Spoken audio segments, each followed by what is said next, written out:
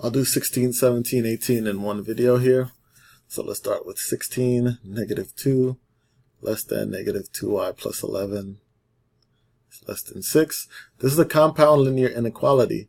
So what I'm looking at doing is isolating y in the center, and having my two values on the outside here. So to do that, to isolate y, my first step would be, I'm going to subtract 11, right? And what you do to isolate y in the center, you do to all three regions of this inequality. Negative 2 minus 11 is negative 13, less than negative 2y at 0, less than negative 5. To isolate y, I'll divide by negative 2, divide by negative 2, divide by negative 2. And since I divided by a negative number, I need to change the direction of those inequalities. If you multiply or you divide by a negative, change the direction. So negative divided by negative, that's positive 13 over 2. It's greater than y.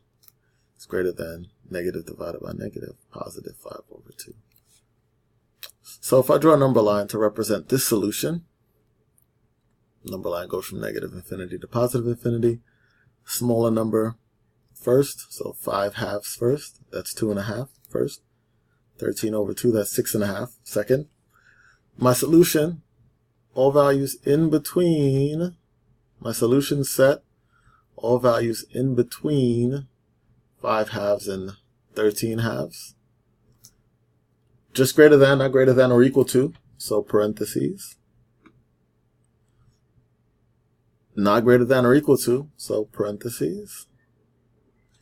And my solution starts at 5/2 and goes all the way to 13/2, not including either value. There's my interval notation. If this was or equal to, it would get a bracket. But, yeah. So let's look at 17. I'm going to solve this just like I solve an equation. The only difference is if I divide or multiply by a negative number, change the direction.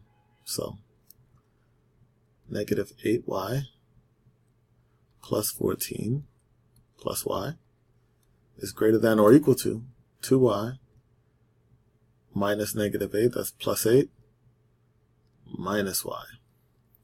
Let's combine all our like terms here. So negative 7y plus 14 is greater than or equal to y plus 8. I'm going to get my y's on the right side, on the left side, sorry. So subtract y from both sides. Negative 8y plus 14 is greater than or equal to 8. Subtract 14, I'm isolating my y. So negative 8y is greater than or equal to negative 6. Divide by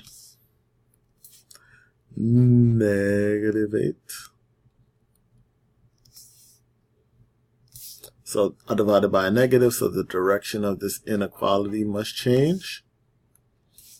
So I'm left with y is less than or equal to, divide each of these by negative 2. Y is less than or equal to 3/4. If I'm showing my number line here, number line goes from negative infinity to positive infinity. 3/4 is my critical value. Less than 3/4 is to the left, this direction. Less than or equal to, I'm going to put a bracket there.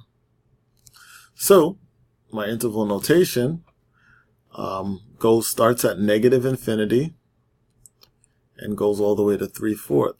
3/4 gets a bracket.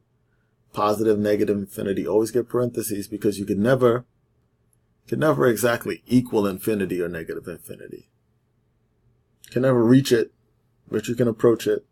So because you can never exactly reach that number, parentheses there. All right, number 18. Solve this just as I would solve an equation. And you know by now, if I multiply or divide by a negative number, change the direction of the inequality. So here I have 9x minus 8x is just 1x minus 27, greater than or equal to negative 3. Add 27 to both sides of this equation, solving for x. X is greater than or equal to, what's that, 24? Number line from negative infinity to positive infinity. 24, greater than 24 is to the right, I'm shading. And greater than or equal to, so because it's or equal to, we get that bracket. And my interval notation from left to right starts at 24 all the way to positive infinity, including 24. Always a parenthesis, never really including infinity because you can never exactly reach that value. So there we go. 16, 17, 18.